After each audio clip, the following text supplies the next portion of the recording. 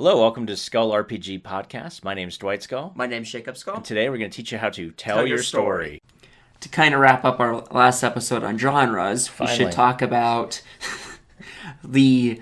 what's the best RPG to link with genres predominantly. Yeah. I'm going to say that we are probably done talking about genres for a while, so let's just move on with this. We'll get this one out of the way, and it'll be really helpful if you heard one of the genres you talked about and you're like, I don't know what kind of game to play for that. So let's just run down the list. High or low fantasy, your go-tos are GURPS, Pathfinder, Dungeons & Dragons. Now I'm just going to name notable ones.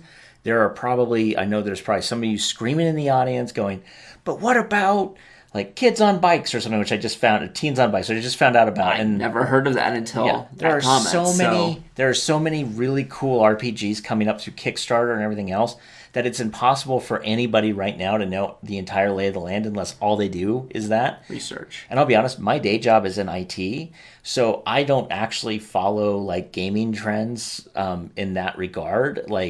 But there we go. So to move on, if you're doing high or low fantasy, I would recommend D&D, Pathfinder, or GURPS, and I'm not saying which one in which order, just those are the three go-tos that you should look at. You also have your Star Wars RPGs that would fit in that too. No, we're going to get to that. True. So, Sci-Fi, your Star Wars RPGs would work really well for Sci-Fi because it's set in the Star Wars universe, so there you go. That's one way. GURPS is in all of these, so I'm just going to stop mentioning GURPS because you could functionally make GURPS work for any of these. But I personally use GURPS for high or low fantasy, and we've used it for alternate history as well. So alternate history, I would use GURPS, just flat out. Okay, Sci-Fi, Star Wars is great if you want to play in the Star Wars universe. And then the other one I would recommend would be either a Cyberpunk or a Shadowrun, depending on how you wanted to run your Sci-Fi. Okay. Let's talk about Gothic. Gothic's really easy. I would recommend Vampire the Masquerade or any of the White Wolf games as a whole. Yes. But I'm a big fan of the vampire, being a vampire, which is kind of dark, but that would be the one I would recommend, would be Vampire the Masquerade. I'm okay with the mage game, to be honest, but We've only played those out of that one, so the vampire is better on the player aspect than mages. You don't die as quick. And as the GM, it was really hard for me not to kill you all as mages. So there we go. Okay, that said, Gothic, I would go with Vampire the Masquerade or any of the White Wolf games. You could be a werewolf, you could be a ghost, you could be a demon, you can be a mage, a fairy. Okay, but White Wolf Publishing, and Vampire the Masquerade is where I would start. If you're going to do a spy game, I would highly recommend, especially if you want to mix spy games with Gothic, I would recommend Night's Black Agents by Kenneth Haidt. Your spies, it plays really well with spies. Now you're hunting a vampire. You could easily take his system because there's only one skill around vampires that no one can get to begin with. You can literally just remove the vampires out of the game if you wanted, and you could run that whole thing without the vampires.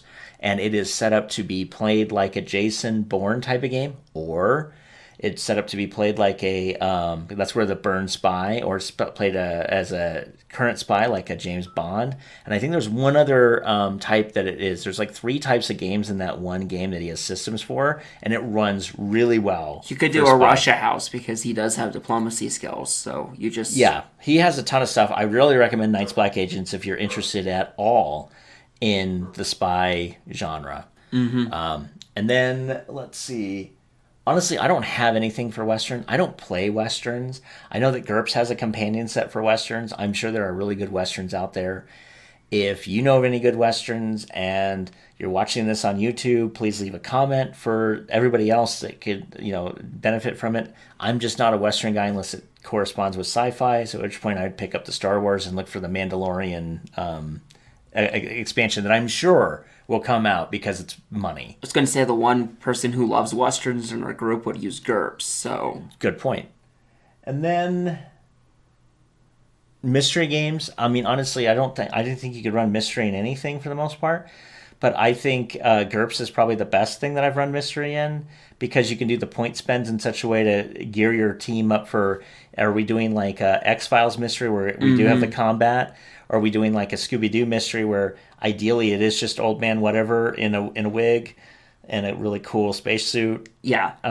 This one's very similar to Westerns where I'm probably sure there's like at least 10 to 20 that are out there. We just don't know them. Well, and that one guy on our YouTube channel, he recommended was it Teens on Bikes for like for the mystery stuff, and that looked like an Teens in Space, and then Kids on Bikes is the Kids on Bikes. That's what it is. And that one's that one leans pretty heavily towards mystery. Yeah, I'm thinking about picking it up and checking it out. So that said, I just wanted to say that there are options for you. Now, of course, like I said, there are so many RPG games, and there are a lot of RPG games that are specifically designed for that.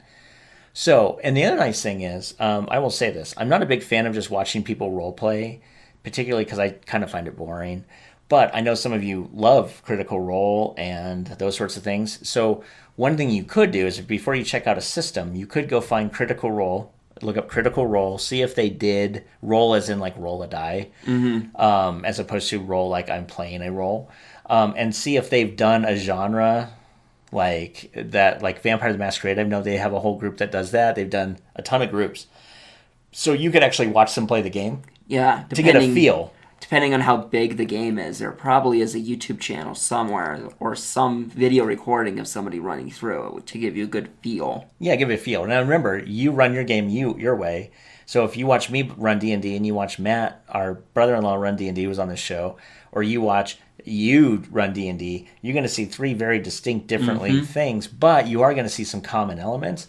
So I only bring it up not as you should do it like they do it. I bring it up as if you're interested, before you shell out $40 or $50 on a book, you may want to just pick up and just watch an hour or two of the gameplay and go, oh, this looks interesting to me.